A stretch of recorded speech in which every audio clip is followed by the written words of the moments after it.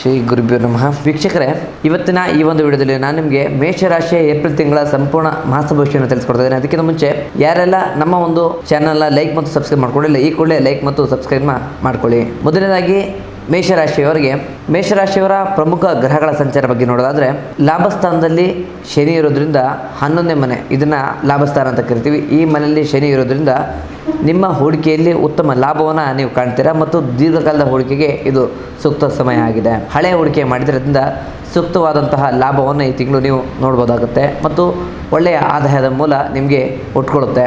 ಇನ್ನು ಎರಡನೇದಾಗಿ ಗುರುವಿನ ಸಂಚಾರ ಬಗ್ಗೆ ನೋಡೋದಾದರೆ, 2ನೇ ಮನೆ ಅಂದರೆ ಧನಸ್ಥಾನ ಅಂತ ಹೇಳ್ತೀವಿ. ಈ 2ನೇ ಮನೆಯಲ್ಲಿ ಗುರು ಸಂಚಾರ ನಡೆಸ್ತಾ ಇರೋದ್ರಿಂದ ನಿಮಗೆ ಆರ್ಥಿಕವಾಗಿ ಈ ತಿಂಗಳು ತುಂಬ ಸುವರ್ಣ ಅವಕಾಶಗಳು ನಿಮ್ಮನ್ನು ಹುಡ್ಕೊಂಡು ಬರುತ್ತೆ ಮತ್ತು ಕುಟುಂಬದಲ್ಲಿ ಶುಭ ಕಾರ್ಯಗಳಿಗೆ ಇದು ಒಂದು ಶುಭ ನಾಂದಿ ಆಗುತ್ತೆ. ಇನ್ನು ಮೂರನೇದಾಗಿ ರಾಹು ಮತ್ತು ಕೇತುವಿನ ಸಂಚಾರ.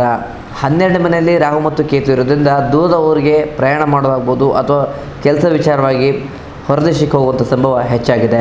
ಇನ್ನು 6ನೇ ಮನೆಯಲ್ಲಿ ಇರ್ತಕ್ಕಂಥ ಕೇತು ನಿಮ್ಮ ಗುಪ್ತ ಶತ್ರುಗಳನ್ನು ಸೋಲಿಸಲಿಕ್ಕೆ ಸಹಾಯ ಮಾಡ್ತಾನೆ. ಮೊದಲನೇದಾಗಿ ಆರ್ಥಿಕ ಸ್ಥಿತಿ ಬಗ್ಗೆ ನೋಡಿದ್ರೆ, ಗುರು ಲಾಭಸ್ಥಾನದಲ್ಲಿರೋದ್ರಿಂದ ನೀವು ಏನೇ ಕೆಲಸ ಮಾಡೋದು ಕೂಡ ಅದು ಉತ್ತಮ ಫಲಿತಾಂಶವನ್ನು ಕೊಡುತ್ತೆ. ಜೊತೆಗೆ ಆರ್ಥಿಕ ಆದಾಯದ ಮೂಲ ಈ ತಿಂಗಳು ನಿಮಗೆ ಹೆಚ್ಚಾಗಿದೆ. ತದನಂತರದಲ್ಲಿ ಸ್ಥಿರ ಆಸ್ತಿಯನ್ನು ಖರೀದಿ ಮಾಡೋಕ್ಕೆ ಅಥವಾ ಚಿನ್ನದ ಹೂಡಿಕೆ ಮಾಡಲಿಕ್ಕೆ ಅಥವಾ ಯಾವುದಾದ್ರೂ ಒಂದು ಫಂಡನ್ನು ಹಾಕಿ ಅಥವಾ ಯಾವುದೋ ಇನ್ವೆಸ್ಟ್ಮೆಂಟ್ ಮಾಡಲಿಕ್ಕೆ ಇದು ನಿಮಗೆ ಸೂಕ್ತ ಕಾಲ ಅಂತ ಹೇಳ್ಬೋದಾಗುತ್ತೆ. ಅನಿರೀಕ್ಷಿತ ಧನ ಲಾಭ ಆಗುವಂತಹ ಯೋಗ ಇದೆ. ಆದರೆ ರಾಹುವಿನ ಪ್ರಭಾವದಿಂದ ಐಷಾರಾಮಿ ವಸ್ತುಗಳ ಖರೀದಿಗೆ ನೀವು ಮುಂದೆ ಆಗ್ತೀರಾ, ಆದರೆ ಸ್ವಲ್ಪ ಅದ್ರ ಬಗ್ಗೆ ಎಚ್ಚರವಾಗಿರಲಿ. ವೃತ್ತಿ ಮತ್ತು ಉದ್ಯೋಗದ ಬಗ್ಗೆ ನೋಡಿದ್ರೆ, ಕೆಲಸ ಸ್ಥಳದಲ್ಲಿ ನಿಮ್ಮ ಅಧಿಕಾರ ಮತ್ತು ನಿಮ್ಮ ವ್ಯಾಪ್ತಿ ಹೆಚ್ಚಾಗುತ್ತೆ ಮತ್ತು ನೀವು ಮಾಡೋಂಥ ಕೆಲಸಕ್ಕೆ ಮೇಲಾಧಿಕಾರಿಗಳಿಂದ ಪ್ರಶಂಸೆ ಸಿಗುತ್ತೆ. ಹೊಸ ಜವಾಬ್ದಾರಿಗಳು ನಿಮ್ಮನ್ನು ಹುಡ್ಕೊಂಡು ಬರುತ್ತೆ. ನಿಮ್ಮ ಪ್ರಶಂಸೆಗೆ ತಕ್ಕಂಥ ಪ್ರತಿಫಲ ನಿಮ್ಮದಾಗುತ್ತೆ. ತುಂಬ ವರ್ಷಗಳಿಂದ ನೀವೇನಾದರೂ ಬೋನಸನ್ನು ಪಡ್ಕೊಂಡಿಲ್ಲ ಅಂತಂದರೆ ಈ ಒಂದು ತಿಂಗಳು ಬೋನಸ್ ಅನ್ನೋದು ನಿಮ್ಮದಾಗುತ್ತೆ. ಇನ್ನು ವ್ಯವಹಾರದ ಬಗ್ಗೆ ನೋಡೋದ್ರೆ, ವ್ಯಾಪಾರದ ಉತ್ತಮ ಲಾಭವನ್ನು ನೀವು ಕಾಣ್ಬೋದು. ಜೊತೆಗೆ ಹೊಸ ಮಾರುಕಟ್ಟೆ ಅಥವಾ ಹೊಸ ಶಾಖೆಗಳನ್ನ ಮಾಡಬೇಕು ಅಂದ್ಕೊಂಡಿದ್ರೆ ಅಥವಾ ಹೊಸ ಗೋಡೌನನ್ನು ನೀವು ಸ್ಟಾರ್ಟ್ ಮಾಡಬೇಕು ಅಂದ್ಕೊಂಡಿದ್ರೆ, ಗೋಡೌನ್ನ ಹೊಸ ಖರೀದಿ ಮಾಡಿಕೊಂಡು ಅಥವಾ ಅಲ್ಲಿ ಸ್ಟಾಕ್ನ ಇಟ್ಕೊಂಡು ವಿಚಾರ ಮಾಡಬೇಕು ಅಂದ್ಕೊಂಡಿದ್ರೆ ಈ ತಿಂಗಳು ಮಾಡಲಿಕ್ಕೆ ಸೂಕ್ತ ಸಮಯ ಅಂತ ಹೇಳ್ಬೋದು. ಜೊತೆಗೆ ಹೊಸ ಬ್ರ್ಯಾಂಚಸ್ಗಳನ್ನ ಮಾಡ್ತೀರಿ ನೀವು ಅಂತ ಅಂದ್ಕೊಂಡ್ರೆ ಅದು ಕೂಡ ಈ ತಿಂಗಳು ಭಾಳ ಸೂಕ್ತವಾದ ತಿಂಗಳಾಗಿದೆ. ನೀವೇನಾದರೂ ಪಾರ್ಟ್ನರ್ಶಿಪ್ಪಲ್ಲಿ ಬಿಸ್ನೆಸ್ ಮಾಡ್ತಾಯಿದ್ರೆ, ನಿಮ್ಮ ಪಾಲ್ದಾರರೊಂದಿಗೆ ಅಥವಾ ನಿಮ್ಮ ಪಾರ್ಟ್ನರ್ಗಳೊಂದಿಗೆ ಕೆಲಸ ಮಾಡ್ತಾಯಿದ್ರೆ ಈ ತಿಂಗಳು ಬಹಳ ಶುಭವಾದ ವಾರ್ತೆಗಳನ್ನ ಕೇಳ್ತೀರಾ ಮತ್ತು ನಿಮ್ಮ ಬಿಸ್ನೆಸ್ಸಲ್ಲಿ ಒಂದು ಉತ್ತಮ ಗ್ರೋತನ್ನು ನೀವು ಕಾಣ್ತೀರಾ. ಜೊತೆಗೆ ದೊಡ್ಡ ಮಟ್ಟದ ಇನ್ವೆಸ್ಟ್ಮೆಂಟ್ ಮಾಡಲಿಕ್ಕೆ ಈ ತಿಂಗಳು ನೀವು ಮುಂದೋಗ್ತೀರಾ. ನಂತರ ಪ್ರೀತಿ ಮತ್ತು ಕುಟುಂಬ ಬಗ್ಗೆ ನೋಡೋದ್ರೆ, ಪ್ರೀತಿಯಲ್ಲಿ ನಿಮ್ಮ ಸಂಗಾತಿಯೊಂದಿಗೆ ಇರ್ತಕ್ಕಂಥ ಸಾಮರಸ್ಯ ಹೆಚ್ಚಾಗುತ್ತೆ. ಜೊತೆಗೆ ಸಂಗಾತಿಯೊಂದಿಗೆ ದೂರದ ಪ್ರಯಾಣವನ್ನು ಮಾಡುವಂಥ ವ್ಯವಸ್ಥೆ ಈ ತಿಂಗಳು ನಿಮ್ಮದಾಗುತ್ತೆ. ಇನ್ನು ಕುಟುಂಬ ಬಗ್ಗೆ ನೋಡೋದ್ರೆ, ಕುಟುಂಬದಲ್ಲಿ ಒಂದು ಶುಭ ಕಾರ್ಯಕ್ಕೆ, ಶುಭ ವ್ಯವಸ್ಥೆಗೆ ಅಂದರೆ ಮನೆಯಲ್ಲಿ ಒಂದು ಮದುವೆ ನಡೆಯುವಂಥ ಸಂಭವ ಈ ತಿಂಗಳು ನಿಮ್ಮದಾಗುತ್ತೆ. ಮನೆಯಲ್ಲಿರ್ತಕ್ಕಂಥ ಒಂದು ಹೆಣ್ಣು ಮಗುವಿನ ಮದುವೆಗೆ ಎಲ್ಲ ಒಂದು ಶುಭ ನಾಂದಿಯನ್ನು ಈ ತಿಂಗಳು ನೀವು ಹಾಡ್ತೀರಾ.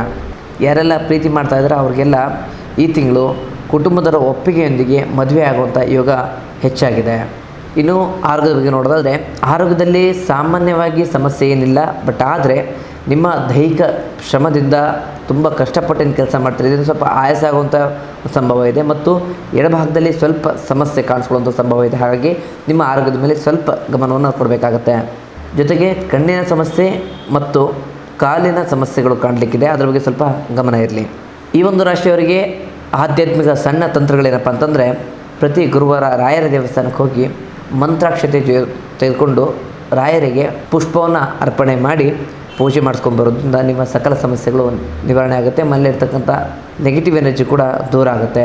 ಜೊತೆಗೆ ಸಾಧ್ಯವಾದಷ್ಟು ಅನಾಥಾಲಯಗಳಿಗೆ ನಿಮ್ಮ ಕಡೆಯಿಂದ ಬಿಳಿಯ ಬಣ್ಣದ ವಸ್ತ್ರಗಳನ್ನು ದಾನವಾಗಿ ನೀಡಬೇಕಾಗತ್ತೆ.